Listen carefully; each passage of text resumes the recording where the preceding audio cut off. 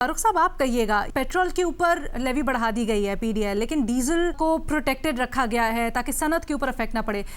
आपके ख्याल में क्या ये अच्छा मूव था? क्या इससे कुछ ना कुछ प्रोटेक्शन मिलेगी या नहीं? एंड ऑब्वियसली ओवरऑल जो इकदाम किए गए हैं उसके ऊपर भी आपके टेक अवेज। ये मामला कोई इतने ज्यादा पेचीदा नहीं है। दो हकाइक हम सामने रख लें। पहली हकीकत तो ये है कि हमारी जो रोजाना की कंजम्पशन है वो कोई 4.5 लाख बैरल के करीब। मुल्क के अंदर कोई 60-65 हज़ार बैरल प्रोड्यूस होते हैं। तो आप सोचिए कि 85% जो है, कम से कम 85% जो है वो हम इंपोर्ट करते हैं। अब हुकूमत का या पाकिस्तान का मुकम्मल इन्हिसार है इंपोर्ट के ऊपर, और जब इंपोर्टेड प्राइस जो है आलमी मंडी की कीमत जो है वो कहीं $70-72 से बढ़ के $105-106 पे चले जाए, तो फिर कीमतों में इजाफा पाकिस्तान के अंदर करना वो तो नागुज़ीर है। कोई भी हुकूमत जो है वो उसको टाल सकती है, लेकिन इजाफा जो है वो नागुज़ीर बन जाता है। अब ये तो हम पिछले कोई 35-40 साल से देख रहे हैं कि आलमी मंडी में जब कीमत बढ़ती है तो पाकिस्तान की हुकूमत जो है वो डोमेस्टिक भी उसकी कीमत बढ़ा देती। एक चीज जो मैंने इस दफा नोट की, जो पहले कभी मुझे नजर नहीं आई, and this goes to the credit of the government, वो ये है कि जहां पे ये ऐलान किया गया कि कीमतें बढ़ाई जा रही हैं, साथ ही ये ऐलान किया गया कि जो गरीब तबकात हैं उनके लिए टारगेटेड रिलीफ सामने आए। अब यहाँ पे IMF वाले जो हैं वो एक तफरीक करते हैं सब्सिडी और टारगेटेड रिलीफ में। टारगेट रिलीफ आ जाती है सोशल प्रोटेक्शन में, वो दुनिया के जितने भी मालियाती इदारे हैं वो उसको अलाउ करते हैं, उसको एक्सेप्ट करते हैं। तो ये मैं समझता हूँ कि हुकूमत ने बहुत ही खूबसूरती से इसको टारगेटेड रिलीफ डाला, जिसमें कोई 100 रुपए फी लीटर जो मोटरसाइकिल के लिए है, 100 रुपए लीटर जो है वो इंटरसिटी बसेस के लिए है, कोई 70 से 80 हज़ार रुपया ट्रक्स के लिए है, फिर कोई 1500 रुपया फार्मर्स के लिए रखा गया है।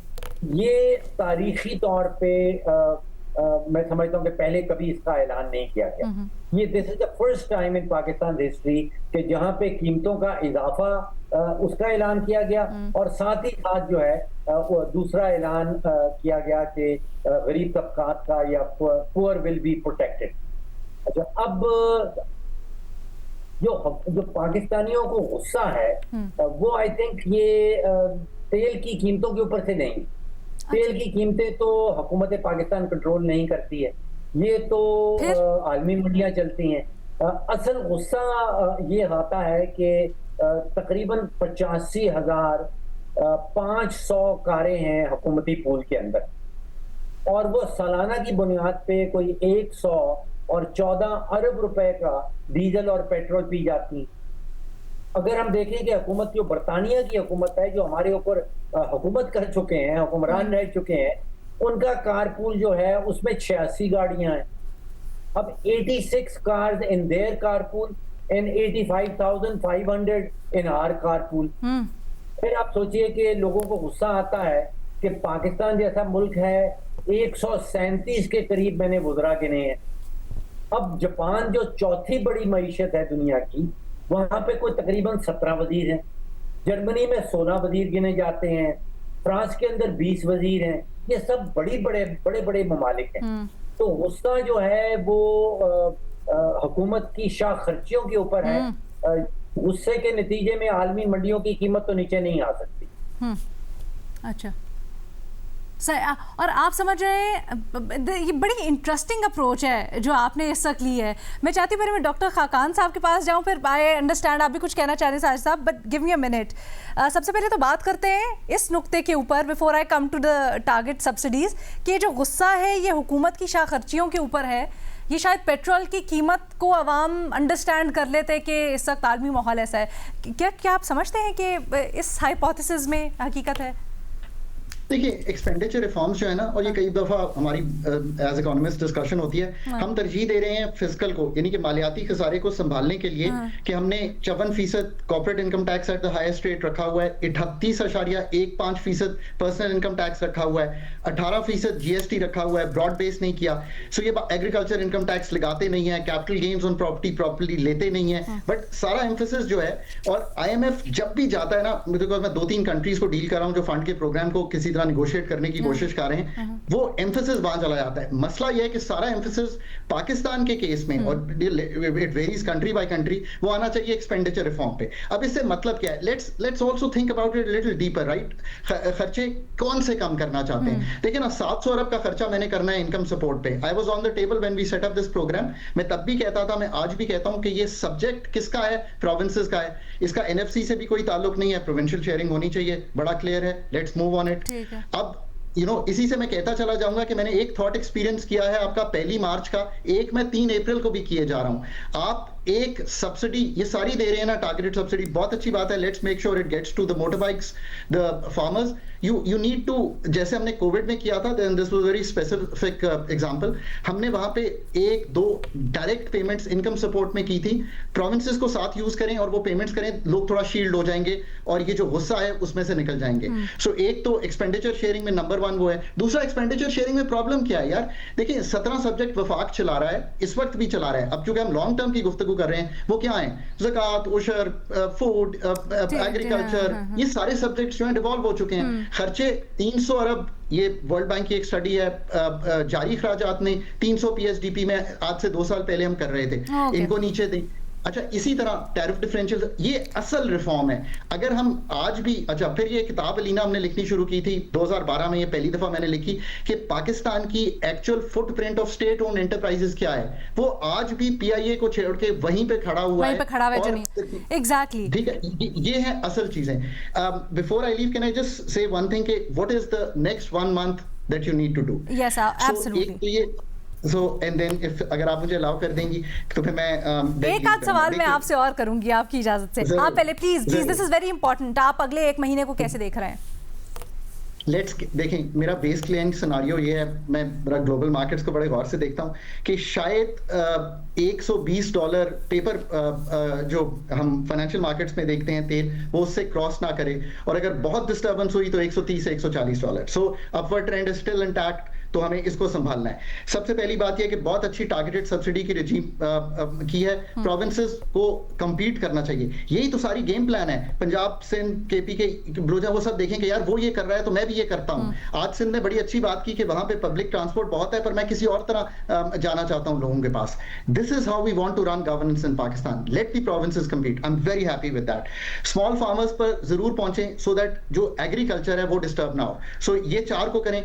गैस की मैनेजमेंट बड़ी जरूरी हो गई है। फर्टिलाइजर की कीमत 50% बढ़ गई है, so we need to get the gas to the fertilizer so that उसका हार्वेस्टिंग सीजन में डिफिकल्टी ना आए। डीजल के फ्लो को हमने जरूर रखना है। पेट्रोल की डिमांड को जितना तोड़ सकते हैं छोड़ दें। लोग 3 दिन बेशक काम करें, पर उनके आर्स बढ़ा दें। देखिए ना, 8 से 8 का आर कर दें, 3 दिन की मोबिलिटी कर दें। थिंक कि आप क्या कर सकते हैं। इनकम सपोर्ट में आपने दे दिया, पीडीएल को आपने संभाल लिया, फिर आप जो डिमांड कॉन्जर्वेशन से आगे ना, अभी तक यार मतलब ये सारी गुफ्तगू जो है सरकार पे हो रही है। Where are the energy leaders, where are the leaders of the corporate sector to come on your program and say कि यार कॉर्पोरेट सेक्टर्स को मैन्युफैक्चरिंग में ये इकदाम लेने चाहिए एनर्जी कॉन्जर्वेशन के लिए। Let me give you an exact figure. अगर हम तोड़ देते हैं कमर्शियल, अगर हम रेस्टोरेंट्स तोड़ देते हैं, अगर हम एनर्जी एफिशिएंसी पे चले जाते हैं, अथॉरिटीज का figure is 1200 megawatt. Doesn't it go hand in hand as an हुकूमत एक बिठाए सबको टेबल के ऊपर लेके चले, एक प्लान करे, तो obviously they will take an initiative. अगर खुद से तो यहाँ पर कहाँ होता है कि कोई आकर ऐसी बात करे। Let's be realistic about it.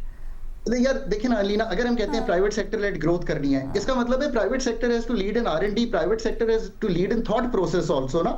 ये जो हमारे चेंबर्स हैं, YCCI, they have to lead in this thought process. इनको ही आके चाहिए था कि अपने पूरी कॉर्पोरेट सेक्टर को, micro, small, medium and large को एजुकेट करते कि यार what are the measures that you need to take. फिर अलीना, मतलब अभी भी अगर आप सारे बुलेवार्ड्स पे पाकिस्तान के चले जाएं तो पब्लिक को लाइट्स तो काट देनी चाहिए ना। मतलब you know these are the thought processes that must come in। अच्छा, दूसरी जो चीज हमें थोड़ी सी देखनी पड़ेगी ना, अप्रैल में एक बड़ी पेमेंट आ रही है पाकिस्तान की $1.3 बिलियन की। आई एम श्योर कि authorities are prepared to make that payment. उसका एक्सचेंज रेट पे क्या इंपैक्ट आएगा, और एक्सचेंज रेट को थोड़ा फ्लेक्सिबल रखें ताकि जो हमारी मैनेजमेंट है वो ऐसी रहे कि बहुत ज्यादा इंपोर्ट भी ना बढ़े और डिमांड जो हमारी प्रोडक्ट्स की है वो ना टूटे।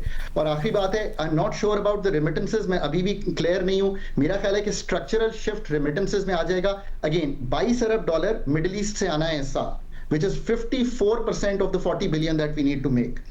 अगर 5% कम होता है तो $1 बिलियन की हिट आती है। इस वक्त 5 से 6 मिलियन मेरा ख्याल है पाकिस्तानी मिडिल ईस्ट में है। स्ट्रक्चरली ये शिफ्ट कैसे होगा इसका भी थॉट प्रोसेस जो है कर ले। आखिर में communication to the people of Pakistan, to the private sector of Pakistan, to the people working becomes truly important. और लॉन्ग टर्म का जरूर पर्चा रखें अगर कौम को वो देना है, जिसका क्या मतलब है। डीरेगुलेशन अली जैसे कह रहे थे ऑफ द पेट्रोलियम सेक्टर 10 साल से करने की कोशिश कर रहे हैं।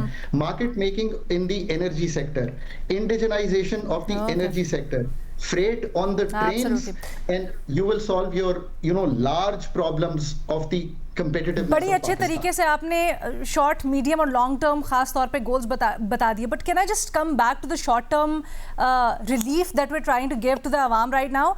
टारगेटेड सब्सिडीज के ऊपर आपने कहा बहुत अच्छी हैं, इफेक्टिव भी होंगी। साजिद साहब डजंट एग्री टू इट, वो कह रहे हैं कि ये इफेक्टिव नहीं होंगी, आप नहीं इसको सही तरह से पहुंचा सकते आवाम तक इन सब्सिडीज को। Would you like to respond to that? देखिए, एक तो ये कि मैंने सब्सिडी में कुछ ऐड कर दिया है। मैं इनकम सपोर्ट में I want to reach the 10 और 30 मिलियन हाउस होल्ड का NSER का डेटा, वो तो डायरेक्ट है, इन योर वॉलेट्स है, उसमें प्रॉब्लम नहीं आनी चाहिए। These are people who don't have the motor bike, right, who go on a cycle. But sir, won't that be counterproductive? I'm sorry, I'm fighting this case for Dr. Sajid साहब, but won't this be counterproductive? आप अगर directly उनको दे रहे हैं तो फिर तो जाहिर बात है जाएंगे, फ्यूल भरवाएंगे और फिर निकल जाएंगे। ये आपकी डिमांड को भी तो वहां से नहीं कर्ब करा ना। कलीना 8,484 रुपए पे पावर्टी है 29% महाना की बुनियाद पर। सो वो लोग अगर दाल दलिया न्यूट्रिशन ही कर लेंगे ना, I think that's what they are looking at. So I am little worried about those people, so I want to get to those people. और चूंकि हमने कोविड के टाइम में ये एक्सपेरिमेंट ठीक किया था एंड वर्कड आउट वेल। अच्छा, अब दूसरी बात आ जाती है कि साजिद कंसर्न, ये जेन्युइन कंसर्न है कि हुकूमत क्या ये कर सकती है। Out of all the people present here, I think I have worked with the government the most. जब हम कुछ करने पे आते हैं ना तो हम एक रात में बहुत कुछ कर लेते हैं।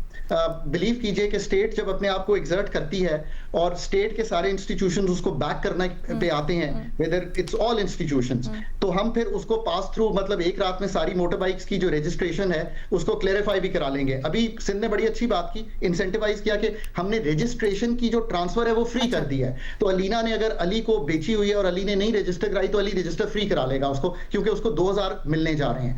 सो इंसेंटिव स्ट्रक्चर को ठीक कर दें तो लोग करवा लेंगे रजिस्टर और अपने 2000 ले लेंगे। मैं तो कहता हूं शायद 2000 भी नहीं ज्यादा। अब प्रोविंसेस को कंपीट करके कहना है कि नहीं मैं 3000 दूंगा, जरूर दें। Provinces are flush with money, so जरूर दें। आखिरी बात इस पे ये करूंगा कि लोगों को थोड़ा कॉन्फिडेंस दें कि बेस केस सिनेरियो में ये निकल जाएगा 3-4 हफ्ते में। प्राइसेस फिर भी हाइटेंड रहेंगी, टाइम जरा मुश्किल रहेगा, बट एक टारगेटेड सपोर्ट से हम इसको सप्लाई साइड इंटरवेंशन से चलाने की कोशिश करेंगे to the maximum till we get the structures right. Doctor साहब, आपकी एक्सपेक्टेशन और प्रोजेक्शन क्या है? इस जंग के असरात कब तक रहेंगे? इस जंग के असरात 2026 में रहेंगे। तेल की कीमत आसानी से समझाता हूँ। जब ये जंग शुरू हुई थी तो जो ग्लोबल इकोनॉमी का एक हमने चार्ट बनाया तो हमने कहा वो 3.2% ग्रो करेगी और उस पे $65 का WTI क्रूड लिया। पाकिस्तान की बैलेंस शीट पे भी ये लिया गया होगा, आई एम प्रीटी श्योर।